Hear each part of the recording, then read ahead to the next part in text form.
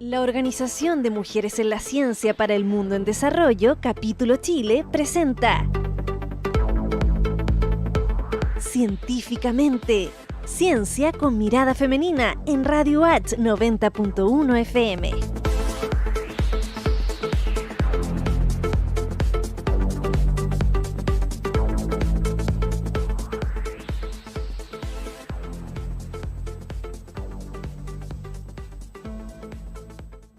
Saludos y bienvenidos. Les damos la más cordial bienvenida a Científicamente, Ciencia con Mirada Femenina, un programa producido por la Organización de Mujeres en Ciencias para un Mundo en Desarrollo, capítulo chileno. Me llamo María Estuardo Guerra y los acompañaré con entretenidas entrevistas a mujeres científicas aquí en Radio UH 90.1 FM.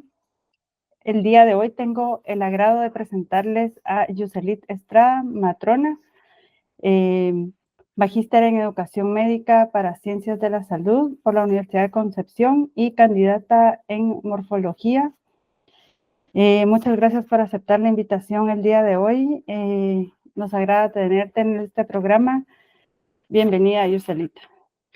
Muchas gracias a ti, María, por la invitación y por poder compartir contigo un poco de qué me ha llevado a estar en este proceso ahora de investigación.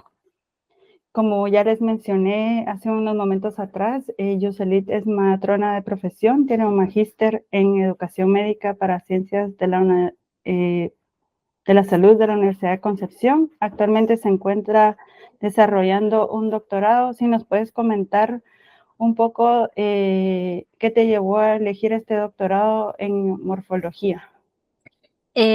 Bueno, para contarte un poco de cómo llegué ahí, bueno, yo llevo varios años de egreso. Mi profesión, la matronería, en su formación es más del ámbito clínico.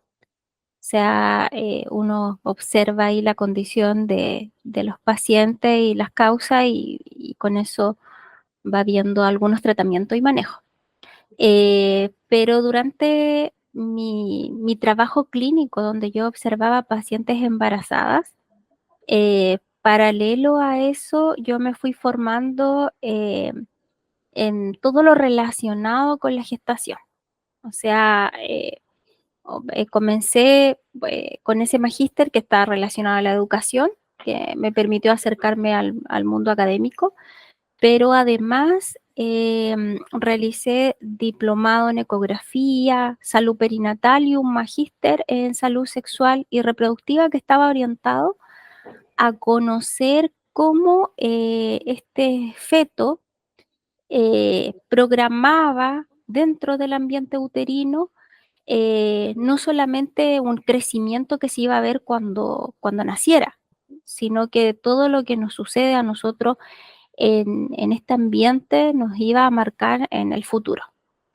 Y eso es lo que yo observaba con mis pacientes. O sea, no solamente la atención de la matrona es escuchar al feto o ver cómo está creciendo o si la madre se está alimentando bien, sino es conocer todo el entorno.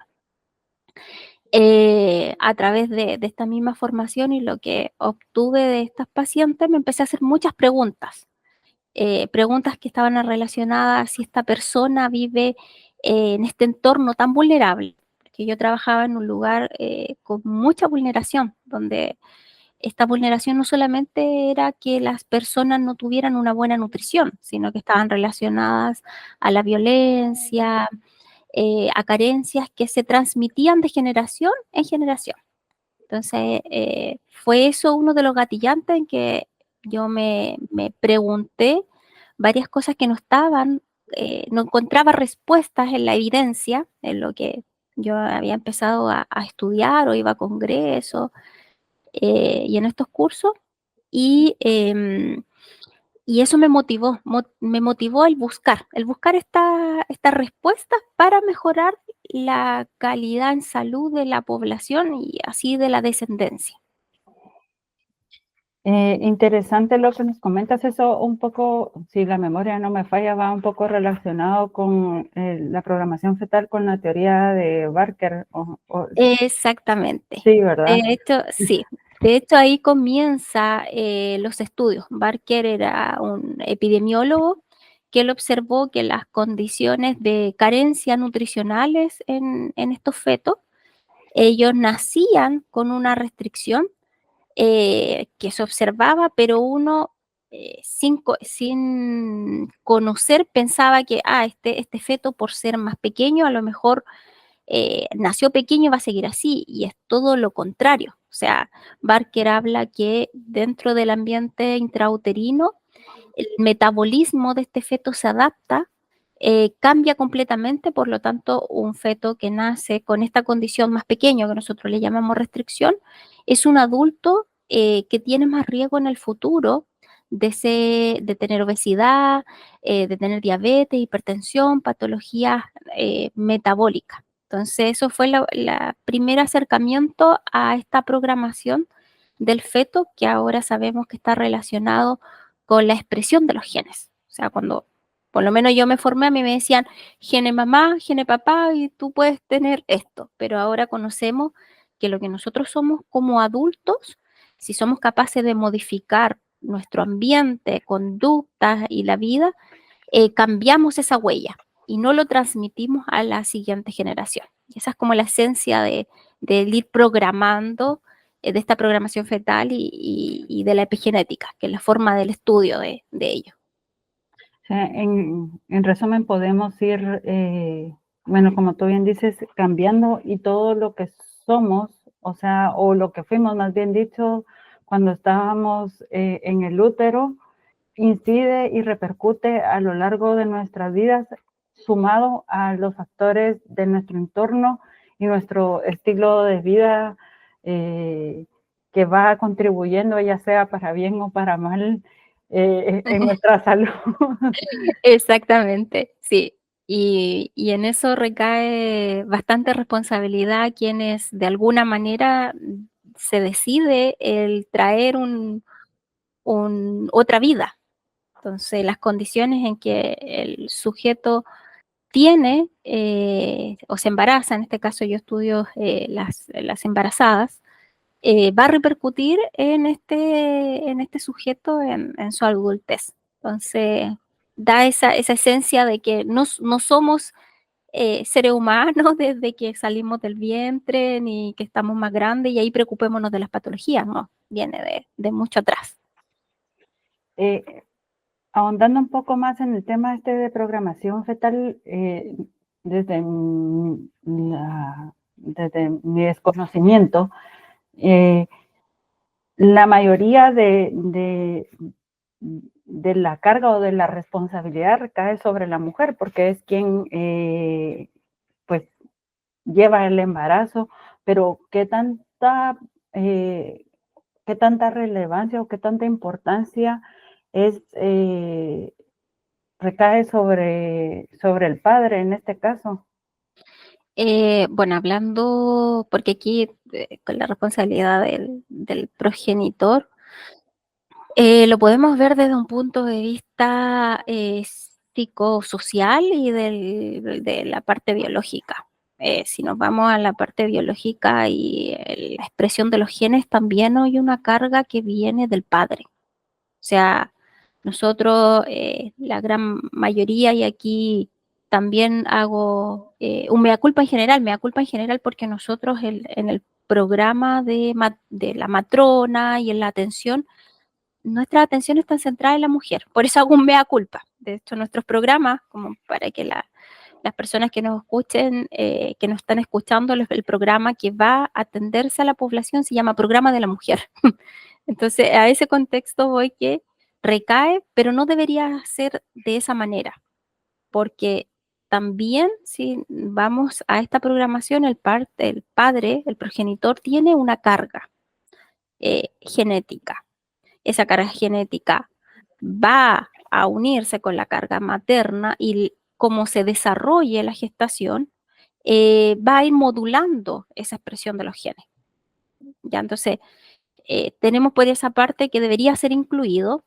Y lo otro que la gestación en sí es importante que no se viva en soledad. O sea, aquí no solamente podemos incorporar a la figura paterna o al entorno en sí, sino lo que nosotros como sociedad vamos permitiendo en que se desarrolle esta gestación. Por lo tanto, no debemos solo pensar en que esta persona tiene que cumplir con tomarse, que es importante, tomarse la vitamina o ir a los controles o hacerse la ecografía, sino cómo se está dando el ambiente en el que se desarrolla una gestación. Entonces, la mirada que debemos tener a ese sujeto que viene en camino es una responsabilidad, por decirlo de alguna manera, una responsabilidad social. O sea, qué condiciones yo le doy va a depender de los sujetos que tengo a futuro.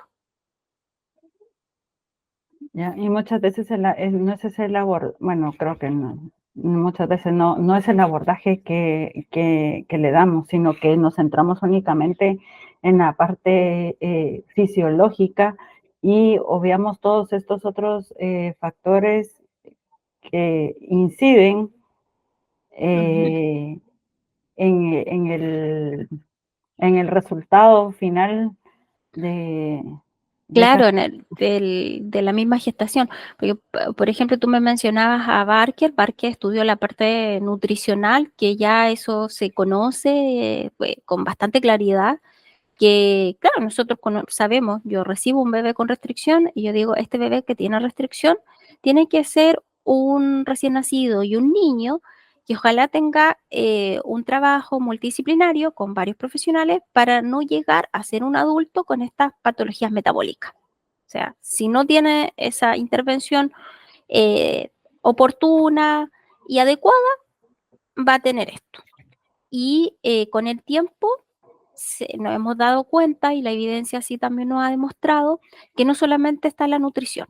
Eh, por ejemplo, han salido ahora, de hecho mi área de estudio está relacionado al estrés crónico. Ya, o sea, no solamente la parte nutricional, ahora hay otros factores que influyen y hace que se modifique esta expresión genética. Vamos a llegar ahí de a poquito. Sí. Y bueno, y este tema de programación fetal, ¿qué tan abordado está en Chile? La verdad que últimamente ha tomado un poco más de estudio, pero escaso, y la razón es la siguiente. Se hacen investigaciones, la gran mayoría, con modelo animal, porque el tener el modelo animal controla las variables y te permite hacerle el análisis de diferentes estructuras, ¿ya? Con humanos es más complejo. Entonces, es muy escaso lo que uno puede encontrar, no solamente aquí en Chile, sino en Latinoamérica. Ya, la gran mayoría de lo que se ha hecho está más afuera. ¿Ya? Y acá lo otro que nos pasa que programación fetal como epigenética hace muy pocos años ha salido a la luz. ¿Ya? De hecho, teoría de Barker, ahora lo conocen nuestros estudiantes, le conversamos, pero yo diría, yo entré a la docencia en 2019. Yo les mencionaba teoría de Barker y era muy poco conocido. Entonces, afortunadamente, a través de estos pocos años se ha conocido más y para nuestra labor fundamental que se conozca, y yo creo que es de varias disciplinas, ya, porque si uno va educando no solamente a la gestante, sino a la familia, es mejor el impacto que se puede tener. Yo espero que ojalá pudiera hacerse más investigación en este tema. Yo me ha pasado que el presentarlo, por ejemplo, al ámbito clínico, yo trabajo con la parte humana, tengo que comenzar a explicar y dar a conocer qué es programación fetal, qué es epigenética, para que mis colegas puedan apoyar el proceso de la investigación. Entonces, si esto fuera más conocido, sería más factible de que, por ejemplo, yo lo tuviera que presentar o los comités, porque hay una serie de permisos que uno tiene que cumplir, pudiera ser mejor recibido. ¿ya? Entonces creo que sería importante ampliarlo. Además que hay mucho por conocer. Uno se puede ir a programación con varios factores. Claro.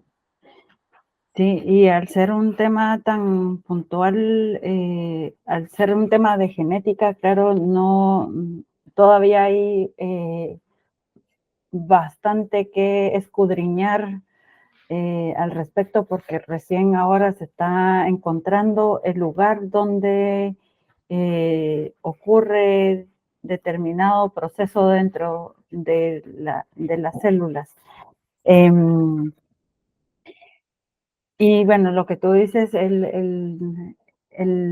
quizá la falta de divulgación de qué conlleva todo esto hace que no haya esta red de apoyo para investigar un poco más al respecto y potenciar o concientizar no solo a los mismos profesionales de la salud, sino también para que la familia se involucre en el proceso al momento de la gestación y durante el proceso de la gestación, y le tome la relevancia del por qué este tema de programación fetal puede impactar, ya sea positivo o negativamente, para siempre la salud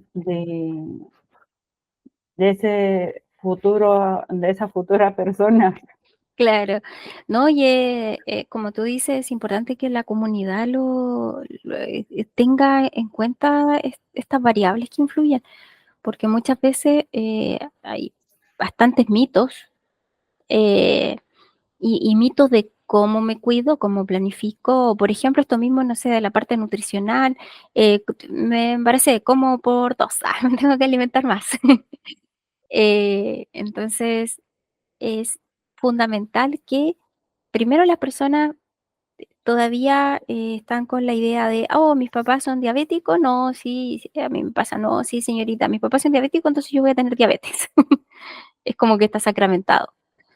Y el conocer de esto abre la posibilidad de que las personas entendamos, y me sumo, porque también al principio sin conocerlo uno dice, ah, ya, ahora soy yo responsable de mi destino. Y si yo también voy a traer otro ser humano, soy responsable del destino que pueda tener. Y empezamos a crear conciencia en diferentes ámbitos.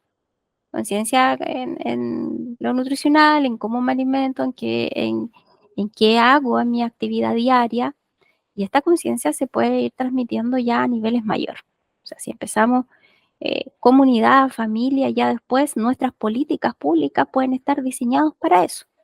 No solamente actuar cuando tengo la patología, ¿ya? Y eso nos ahorraría, pensando ya un asunto ya de política, nos ahorraría futuro. O sea, ya no estoy tratando a tengo tantas personas que tengo que tener en programa cardiovascular, por ejemplo. No, estoy tratando y estoy haciendo prevención. Ya no estoy siendo reactivo de ir a atender cuando ya está la enfermedad, sino hago la prevención para que no pase. Y no tendríamos las altas tasas que tenemos de diferentes situaciones a nivel país. Sí. Que a pesar de ciertas medidas que se han ido tomando, como los resultados no han sido los esperados. Exactamente. Sí. Bueno, muy interesante lo que nos comentas, Yuselit, y gracias por compartir tu experiencia en el área. Luego de este interesante diálogo, vamos y volvemos aquí en Científicamente, Ciencia con Mirada Femenina, aquí en Radio UH 90.1.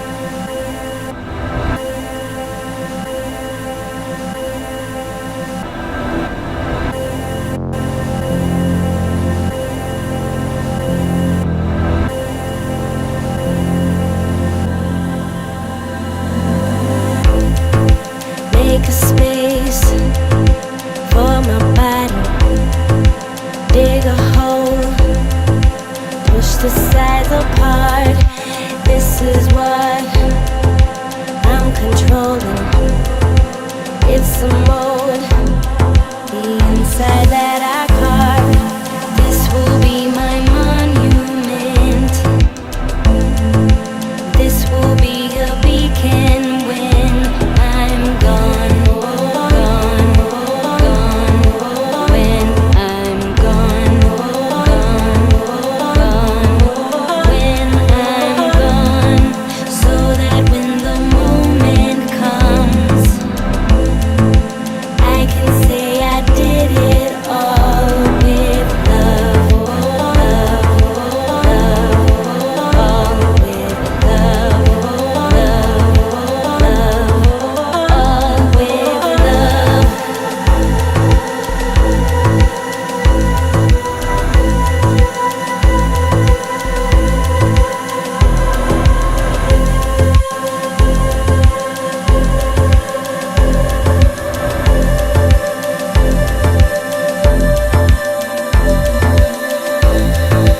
Make a cast of my body, pull back out so that I can see. Let go of how you knew me.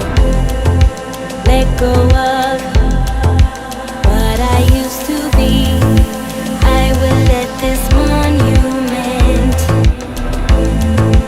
represent a moment of my life, life, life, of my life, life, life, of my life.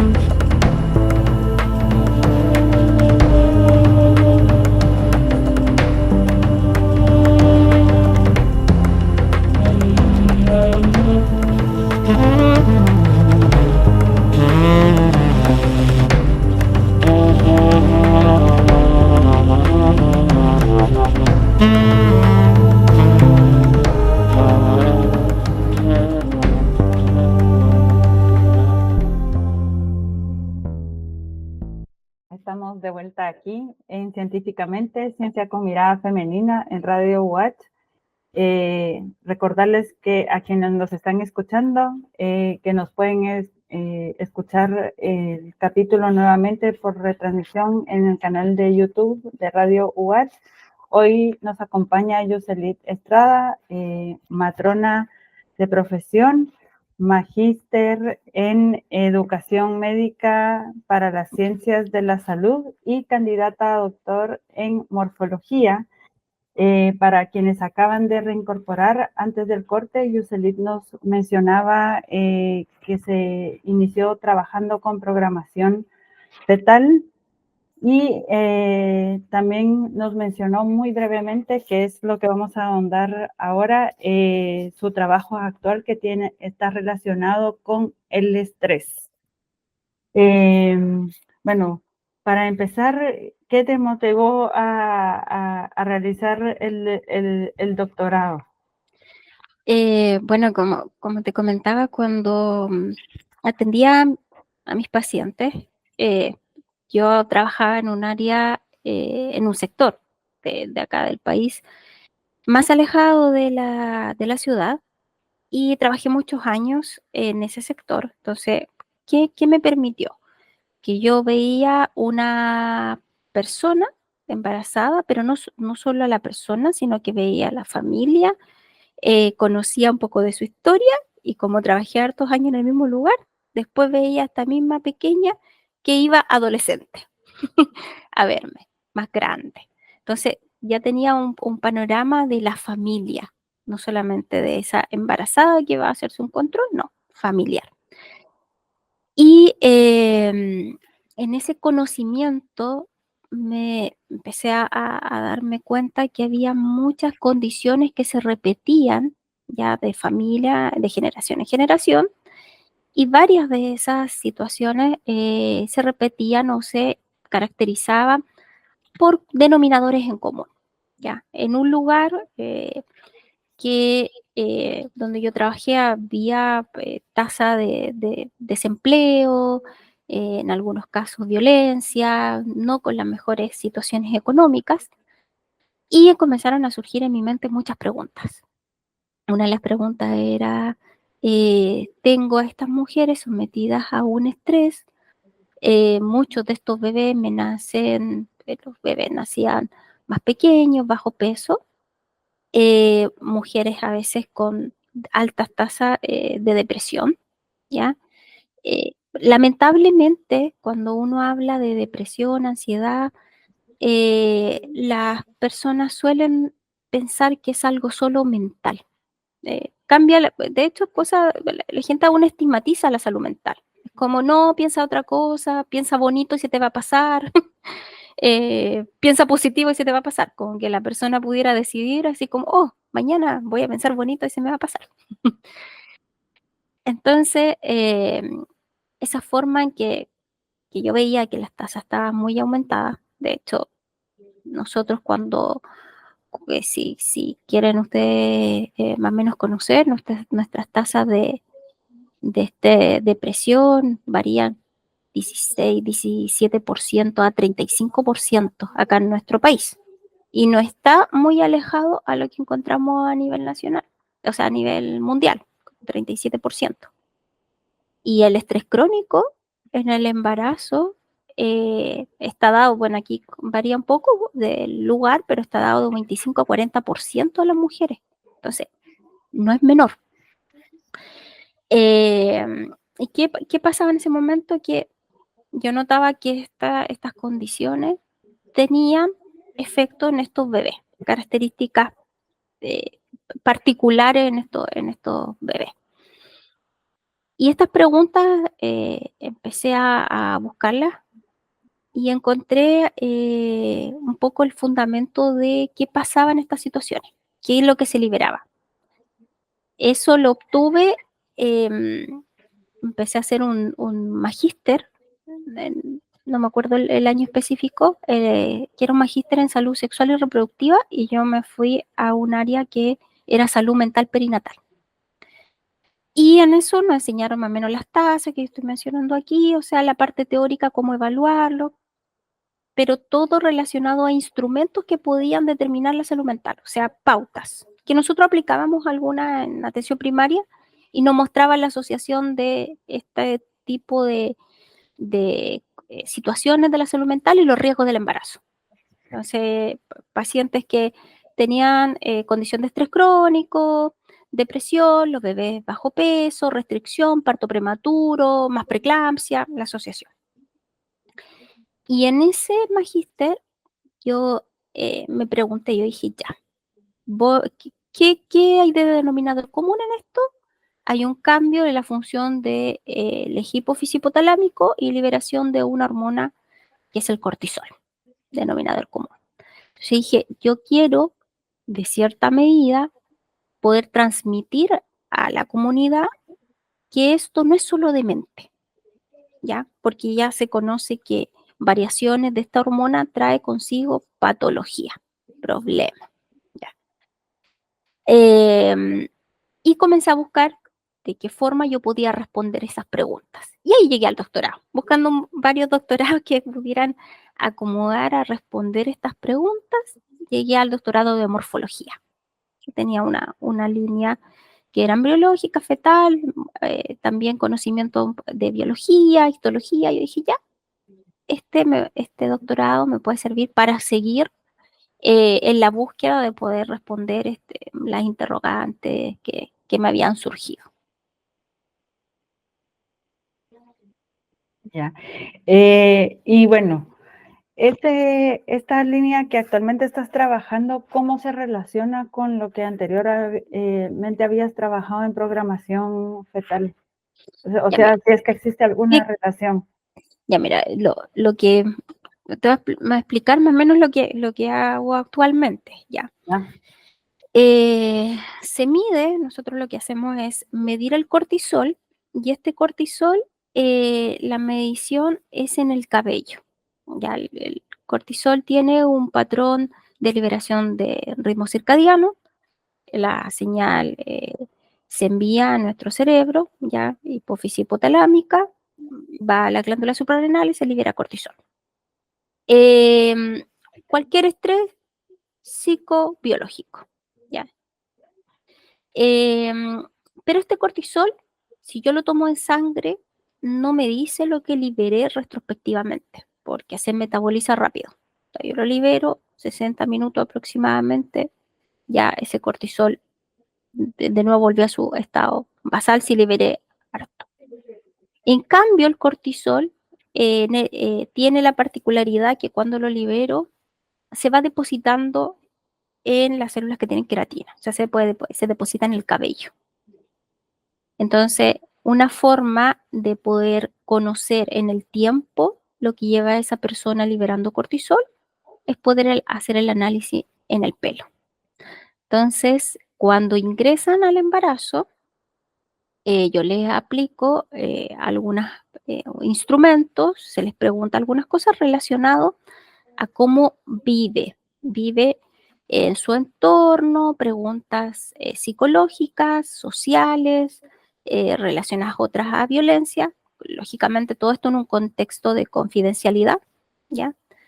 Resguardando si hay alguna situación que pudiera salir a nosotros anómala, una conexión directa con los centros de salud familiar en que estas personas, ellas se atiendan, y se extrae una muestra de cabello. Esta después se repite en 3 meses más, porque analizamos, el cabello tiene un patrón de crecimiento constante, ¿ya? 1 centímetro de cabello me va a decir el mes anterior cuánto se liberó de cortisol. 2 centímetros, 2 meses antes y 3 centímetros, 3 meses antes. Entonces, dejamos pasar 3 meses, se toma de nuevo y así un poco antes del parto. Entonces tenemos el historial del embarazo, podemos un poquito antes, cómo venía la paciente, eso me lo da el primero. Y cuando nace este bebé, se va a buscar la placenta, que ella eso también lo conocen cuando ingresan al estudio. Ya en la placenta se sacan muestras de diferentes zonas de la placenta La placenta tiene una parte que va hacia la madre, que nosotros le llamamos cara materna, y otra que va hacia el bebé, que es la cara fetal. Y en una de estas partes se llaman cotiledones. Entonces, la función placentaria es muy rica, por eso no podemos sacar de un solo lado. Y digo muy rica porque tiene una función de llevar nutrientes, desechos, genera hormonas, o sea, es un órgano completamente capaz de mantener la vida humana por todas las condiciones que genera. O sea, sin una placenta adecuada no podría haber un embarazo adecuado. Ya van de la mano. Y analizamos la placenta porque es nuestra forma de ver la salud en el feto. ¿Ya? Una forma segura, generalmente las placentas, si no son utilizadas para fines culturales, que es un derecho que, o sea, los pacientes lo pueden solicitar, las placentas son desechadas.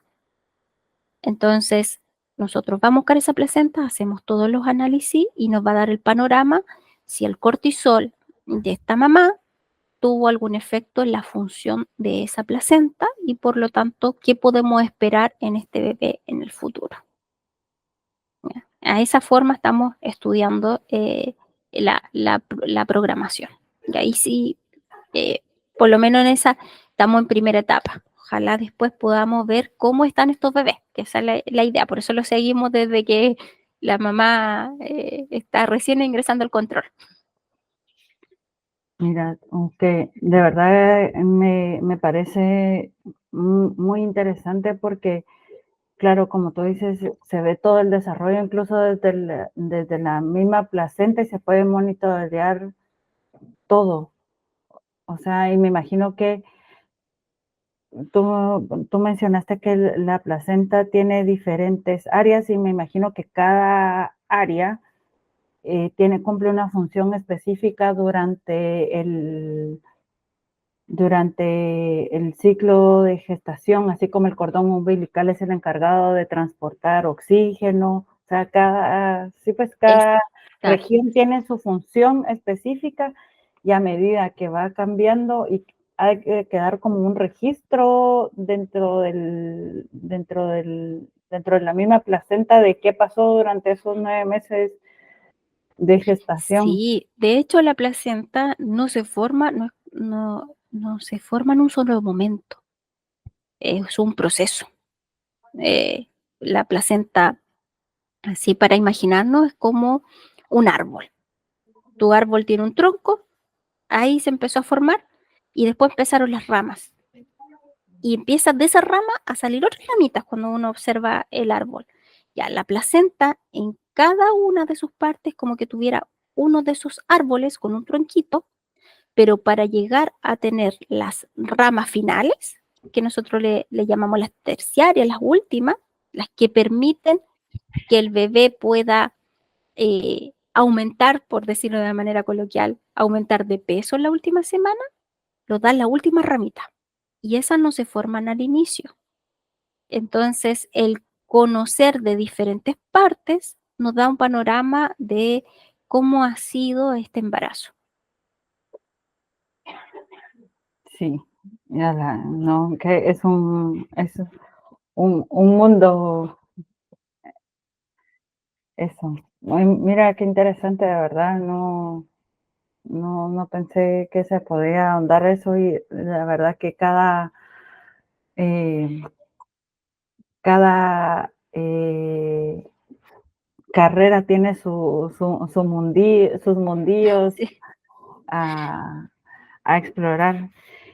Muchas gracias por haber aceptado la invitación y por haber compartido con nosotros tus áreas de investigación, esta que está incipiente, que encuentro que puede aportar muchísimo desde el punto de vista de salud, no solo para la gestante, sino para los neonatos, que sin duda puede impactar en la salud futura de esos bebés, ya sea para la prevención de enfermedades crónicas y todo lo que tiene que ver con la salud. Te deseo éxitos porque encuentro que es algo de verdad fantástico, de verdad muy, muy interesante y no sé. Yo te agradezco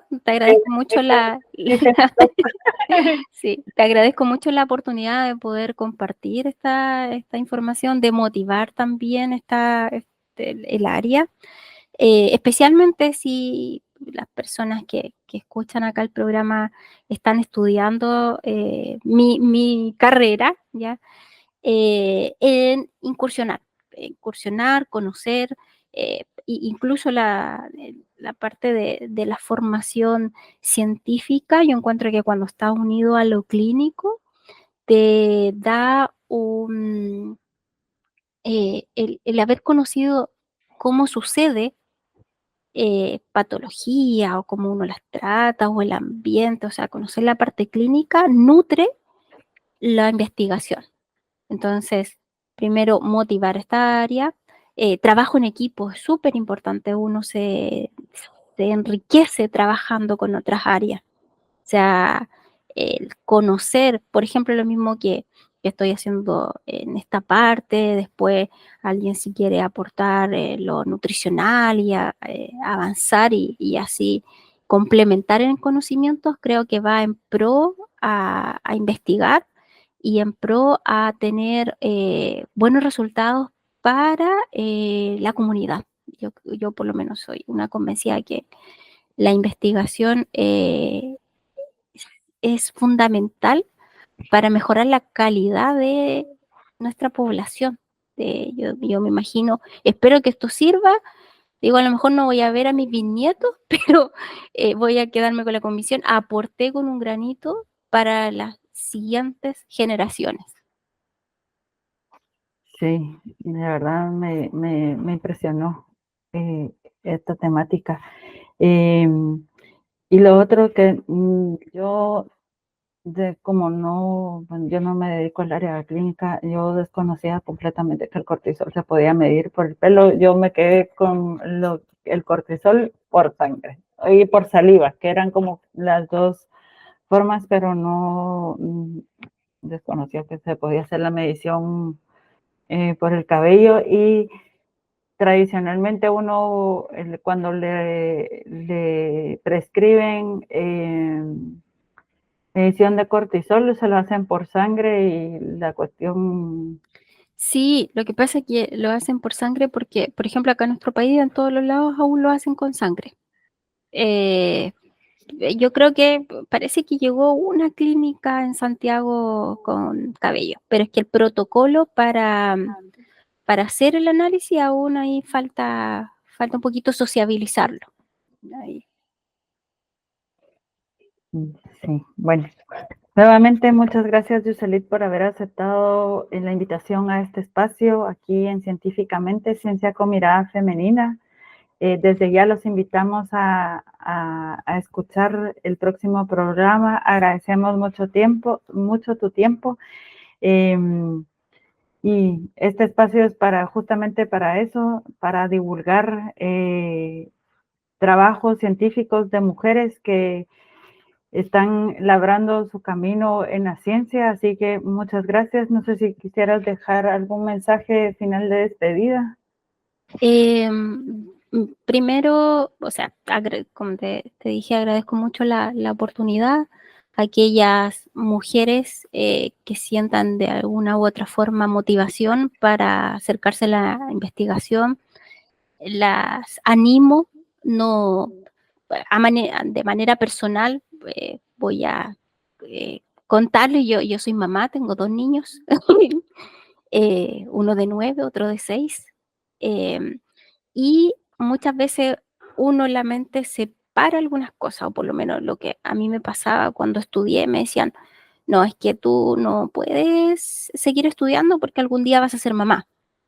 Entonces, como que yo tenía, por lo menos a mí me educaron de esa forma, tenía que tomar un camino o el otro. Y con el tiempo me di cuenta que no es así, ya que uno puede hacer las dos cosas. Ya, si uno se organiza, puede cumplir. Si yo quiero ser mamá, lo puedo hacer, puedo seguir estudiando Yo creo que la clave, o por lo menos para mí, y ahí ustedes pueden probar, es que uno las cosas las tiene que hacer con pasión. O sea, si yo estoy haciendo lo que estoy haciendo con la convicción de que voy a encontrar unos resultados que van a favorecer a otro y lo hago con toda la motivación y pasión, yo creo que no hay límites. Entonces, aquellas mujeres que estén escuchando y por algún motivo piensen o escuchen que hay límites para algo, no los hay. Y tampoco hay una etapa en que uno diga, hoy voy a correr para lograr esto, para después hacer lo otro. No, si uno puede hacer ambas cosas si se lo propone. Así que con eso me gustaría terminar. Muchas gracias, Yoselit. Que tengas una bonita tarde y muchas gracias por habernos acompañado aquí en Científicamente, Ciencia con Mirada Femenina. Nos vemos en el próximo capítulo. Muchas gracias. Que estés bien. Gracias. Adiós. Adiós. La Organización de Mujeres en la Ciencia para el Mundo en Desarrollo, Capítulo Chile, presenta Científicamente, Ciencia con Mirada Femenina en Radio H 90.1 FM.